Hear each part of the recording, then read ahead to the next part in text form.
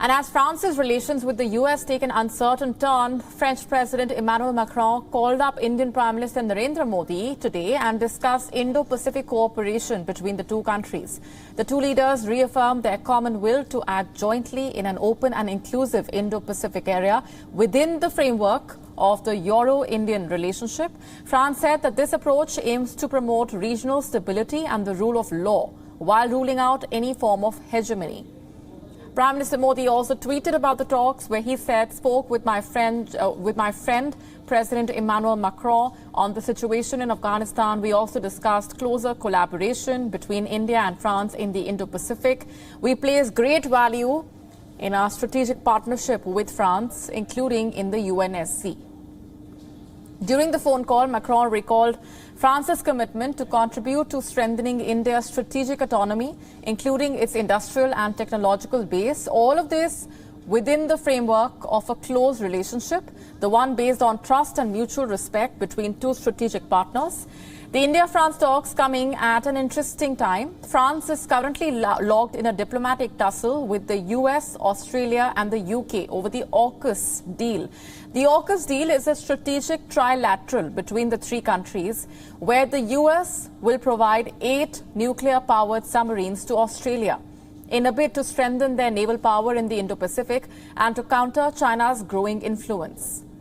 Just a few hours before the AUKUS partnership was announced, Australia cancelled a multi-billion-dollar submarine deal with France, resulting in anger and frustration from Paris. France even called this deal a stab in the back and said that Australia will regret its move.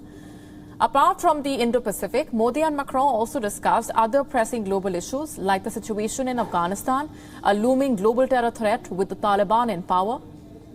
The two leaders also agreed to hold regular discussions on climate change and to continue their joint actions against the COVID-19 pandemic. During the talks, France also welcomed India's decision to resume its vaccine deliveries to the UN's COVAX program.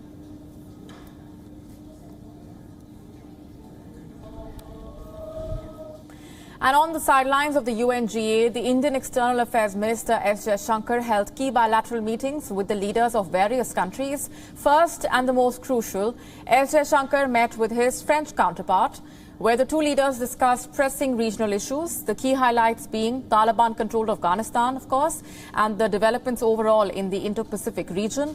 The bilateral comes at a time when France is at loggerheads with the US, the UK and Australia over the recently announced AUKUS deal, miffed with its ally Australia. France has lately reached out to India and promised its support to strengthen New Delhi's strategic autonomy.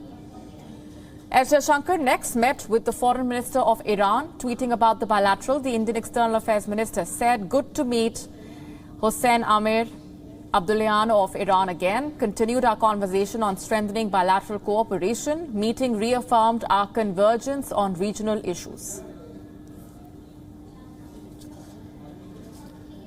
And let's go straight across now to our principal diplomatic correspondent, Siddhant Sibal, with us for more on these developments. Siddhant, the very fact that France reached out to India, Emmanuel Macron calling up the Indian Prime Minister and having that conversation just days after the friction caused by the AUKUS agreement is a very telling sign of where the India-France partnership is headed. Well, yes, of course, it's an important conversation which has happened between the Indian Prime Minister and the French President, largely a reaffirmation of the relationship and the fact that the French side has reaffirmed that when it comes to Indo-Pacific, that remains a priority for them.